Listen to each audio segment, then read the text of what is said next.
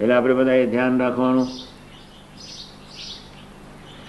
ગમતામાં વર્તો અને ગમતામાં વર્તવાની અભિપ્સા દિલથી અંતરથી જાગૃત કરીએ અને સુહૃદ ભાવથી વર્તવાની દિલથી પ્રાર્થના કરીએ. કળશ ચડી જાય. સુહૃદ ભાવ કેવું સરસ શબ્દ ફાઇન છે. યોગીજી મહારાજે 40 વર્ષ સુધી એક જ વાત કરી, સમ સુહૃદ ભાવ એકતા, સમ સુહૃદ ભાવ એકતા. આમ બધા મહાપુરુષો હતા. બાપ રે બાપ. છેવટે છેલ્લા શબ્દો મુંબઈમાં બોલ્યા. અમદાવાદ, મુંબઈ પર અમદાવાદ જેવું થયું. અમદાવાદના મહાપુરુષોને એકેને સત્સંગની ખબર જ નહોતી 1965 સુધી. હું ત્યાં સુધી હતો ત્યારે. રમેશભાઈ દલાલ અને ખેંગારજીભાઈને જામે સોસાયટી માટે જામેલી. આ લોકોએ પ્લોટ લખાયેલો અને ખેંગારજીએ પ્લોટ આપ્યો નહીં, મકાન પદ્ધતિ પૂછ્યા વગર. એક જ સોસાયટીના મેમ્બરો. પેલા એ લોકો યુદ્ધ ડિક્લેર થયું, કોર્ટમાં કેસ. એટલે રમેશભાઈને સ્વામીજીએ લખી નાખ્યું. સૌરાષ્ટ્રમાં મેં વિચાર કરતા હતા, રમેશભાઈ દલાલને લખી નાખ્યું. ખેંગારજીભાઈ નો પક્ષ રાખ્યો. ખેંગારજીભાઈ હળહળતા જૂઠા હતા. રમેશ દલાલ અને ગજ્જરની, પુરુષોત્તમદાસની એ પાર્ટી સાચી હતી. એટલે ખેંગારજીભાઈ નો પક્ષ રાખ્યો એટલે રમેશનું ફાટ્યું. અને સ્વામીજીને પ્રેમલક્ષના ભક્તિના અવતાર સમાને પુરુષે 6 પાનાનો જે કાગળ લખ્યો છે.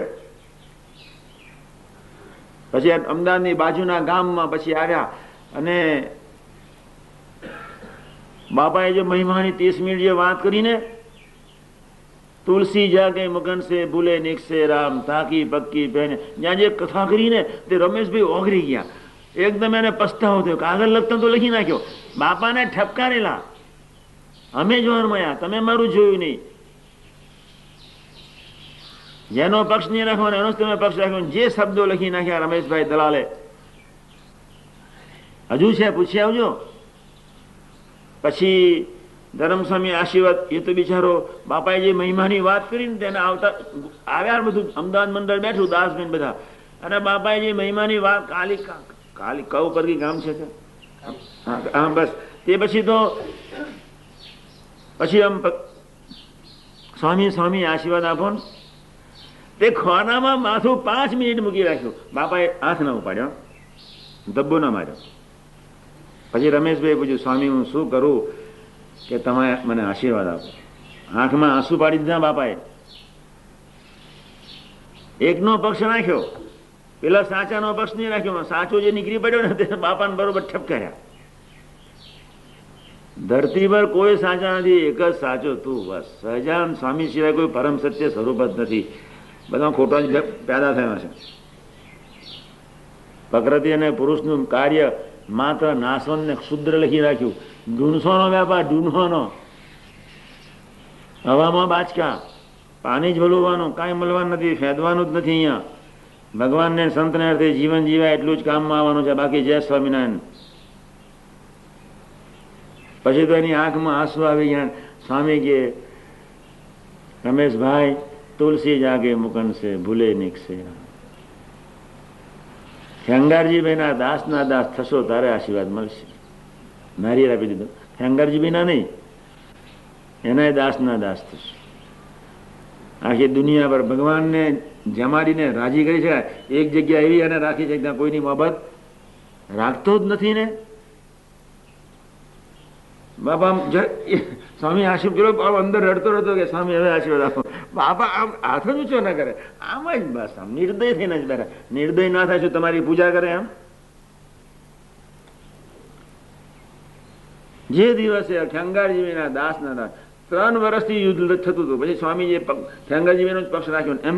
એમને કાગળ લખી નાખ્યો, તમે જીતી જવાના ચિંતા ના કરો. એ જીતી ગયા. અને પેલાનું ફાટે ના ફાટે પાર્ટી જ વિચિત્ર જીતી ગઈ. પક્ષ તો ખેંગારજીની ભૂલ હતી જ,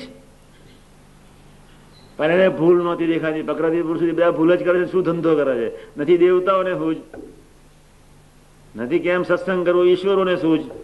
હવોના ચેલકો લઈને બધા મારા બેટા ફર્યા કરે છે. એમના ઈશ્વરવાદ. કયો વાદ? નારાયણનો વાદ એક સુહૃદ ભાવમાં જ પરિણમે છે. જ્યાં સુહૃદ ભાવ ત્યાં અક્ષરધામ. ત્યાં પ્રભુના વાદની શરૂઆત થાય. કોમ્યુનિઝમ, સામ્યવાદ, સમાજવાદ, વાદે વાદ. અક્ષરધામનો વાદ કેવળ સુહૃદ ભાવમાં સમાયેલો છે. ત્યાં તમારી સત્યને, તમારું માનેલું, તમારું સત્ય, તમારી માન્યતા, તમારું અજ્ઞાન, તમારું જ્ઞાન, તમારું ગુણ, તમારું ઐશ્વર્ય, તમારું ચેલકું. ચેલકા સમજ્યા? બધાને પૂછડે બાંધીને પાછળ પોટલું રાખો ને પછી મિની નદીમાં બપોરે જાઓ. એક પોટલું બનાવવાનું, એક કોકરો સત્યનો મૂકવાનો, માન્યતાનો મૂકવાનો, પછી અંદર બીજો કોકરો, બીજું ઢેફું ગુણનું મૂકવાનું, પછી અજ્ઞાનનું મૂકવાનું. બધા ઢેફા ભેગા કરી અને પોટલું બાંધો, ગાતરી લોબુ કરીને પછી એને ખેંચીને પછી લઈ જાઓ. ચાલો ચાલો ચાલો, તમે બધા મારા માર્ગમાં વિઘ્ન રૂપ આવે છે. પછી મિનીમાં ખાડો ખોદો, પછી એને પધરાવો, પછી ધૂન કરો. હે મહારાજ, બળ મળશે. મળશે જ. શું રુચિ જોઈએ?